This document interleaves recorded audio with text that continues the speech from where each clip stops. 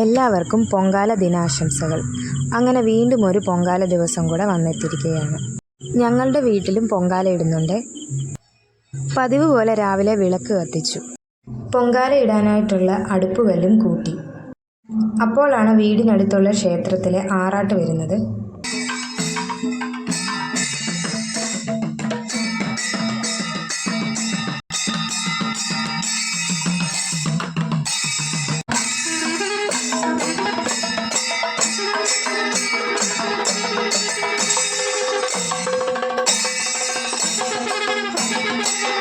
പൊങ്കാലക്കലത്ത് കെട്ടാനായിട്ടൊരു ചെറിയ പൂമാല കെട്ടി. വീട്ടിൽ പൊങ്കാല ഇടുന്നത് കൊണ്ട് തന്നെ ശർക്കര ഉരുക്കിയെടുത്തു.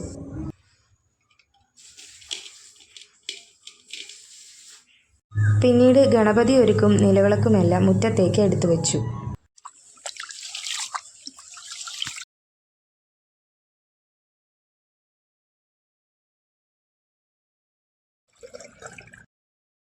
ഒൻപത് 45-നാണ് ആറ്റുകാല് അഗ്നി പകർന്നത്. നമ്മളും അതേ സമയത്താണ് അടുപ്പിൽ തീ കത്തിച്ചത്.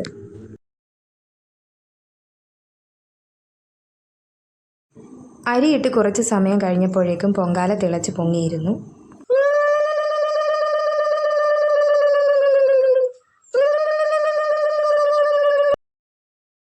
പിന്നീട് ശർക്കരപ്പാനി ഒഴിച്ച് അതിലേക്ക് നന്നായി ഇളക്കി യോജിപ്പിക്കുന്നു. ഇനി അതിലേക്ക് ചിരകി വെച്ചിരിക്കുന്ന തേങ്ങായും അരിഞ്ഞു വെച്ച പഴവും അല്പം നെയ്യും ഉണക്കമുന്തിരിയും കൂടി ഇട്ടതിന് ശേഷം നന്നായി ഇളക്കി യോജിപ്പിക്കുന്നു. അങ്ങനെ പൊങ്കാല നിവേദ്യം ഇവിടെ തയ്യാറായി. ഉച്ചയ്ക്ക് 2:15 വരെ വെയിറ്റ് ചെയ്തതിന് ശേഷമാണ് കർപ്പൂരം കത്തിച്ച് പനിനീര് തളിച്ച് നമ്മൾ നിവേദ്യം എടുത്തത്. ആറ്റുകാലമ്മയുടെ അനുഗ്രഹം എല്ലാവർക്കും ഉണ്ടാവട്ടെ എന്ന് പ്രാർത്ഥിച്ചുകൊണ്ട് ഈ വീഡിയോ നിർത്തുന്നു.